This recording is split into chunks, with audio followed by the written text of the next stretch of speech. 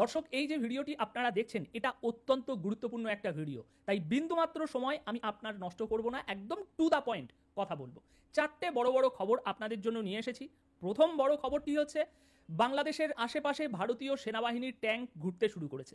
না, এতদিন কিন্তু আমি মুখ থেকে এরকম কোনো কথা বার করিনি, আজ বার করছি, কারণ ভারতীয় সেনাবাহিনী, ভারতীয় সরকারি গণমাধ্যম বলতে পারেন, মানে সরকার থেকে পরিচালিত খোদ সেনাবাহিনীর সমস্ত অফিসিয়াল আপডেট যেখানে আসে এএনআই, সেই গণমাধ্যম থেকে আমরা খবর পাচ্ছি, দেখতে পাচ্ছি যে ভারতীয় সেনাবাহিনীর T-90 ট্যাঙ্ক ওপেন ফায়ারিং এর যুদ্ধ। প্রিয় দর্শক, এইমাত্র পাওয়া সর্বশেষ গরম বাংলা সংবাদ। এবার প্রকাশ্যে আবারও কঠিন হুঁশিয়ারি দিলেন নতুন ছাত্র দলের বিষয়ে যা বলছেন শিক্ষার্থীরা। তো ভিডিওটি কি হতে চলেছে স্ক্রিনের মাধ্যমে পরিপূর্ণভাবে দেখে আসি। তো প্রিয় দর্শক, ভিডিওটি ভালো লাগলে এটা লাইক করবেন। বলতে চাই, আপনারা যে নতুন দল সমন্বয়কদের কথা বলছেন, ওরা তো এই দেশের না, ওরা হচ্ছে পাকিস্তানের বংশধর, ওরা হচ্ছে রাজাকার। তো রাজাকাররা কিভাবে, মানে পাকিস্তানের মানুষ কি করে বাংলাদেশে এসে মানে রাজনীতি করবে এটা বলেন?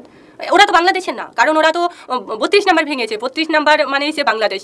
তো বাংলাদেশকে যারা ভেঙেছে, বাংলাদেশের যারা ধ্বংস করেছে, তারা কি করে মানে রাজনীতি করবে?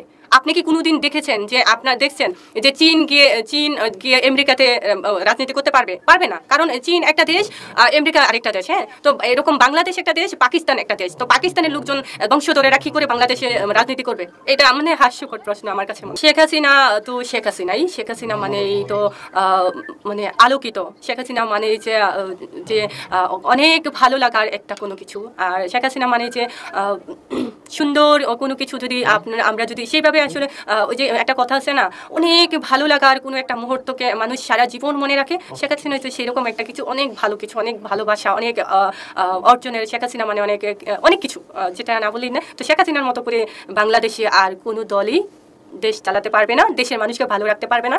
এটা আমি জানি, এটা আমি মানি। কারণ শেখ হাসিনা মানে এই যে বাংলাদেশের মানুষের মুখে হাসি ফোটানো। শেখ হাসিনা মানে মানুষকে ভালো রাখা। শেখ হাসিনা মানে যে উন্নয়ন। শেখ হাসিনা মানে না, আপনাদের এই প্রশ্নগুলো আমার কাছে আসলেই আজকে আমি খুব মানে হাস্যকর মনে হচ্ছে। শেখ হাসিনা যদি মানে অনেক দুর্নীতি করতো, শেখ হাসিনা তাহলে বাংলাদেশটাকে না বিশ্বের দরবারে একদম রোল মডেল হিসাবে মানে দাঁড় করাতে পারতো না। শেখ হাসিনা মুখে, বাংলাদেশের প্রতিটি মানুষের মুখে মুখে এখন শেখ হাসিনার উন্নয়ন। তো শেখ হাসিনা যদি দুর্নীতি করতো, তাহলে মানে এই উন্নয়নটা আসলো কিভাবে, হলো কিভাবে? আর আপনারা আজ অব্দি কোনোদিন দেখেছেন যে শেখ হাসিনার নামে কোনো মানে টাকা পয়সা নিয়ে কোনো দুর্নীতি হয়েছে, বা কোনো তার নামে কোনো কিছু আসছে যে সে এত টাকা মেরেছে, এত মানে এখানে এই করেছে, সেই করেছে? তার নামে তো কোনো রকম কোনো কিছুই নাই ভাই।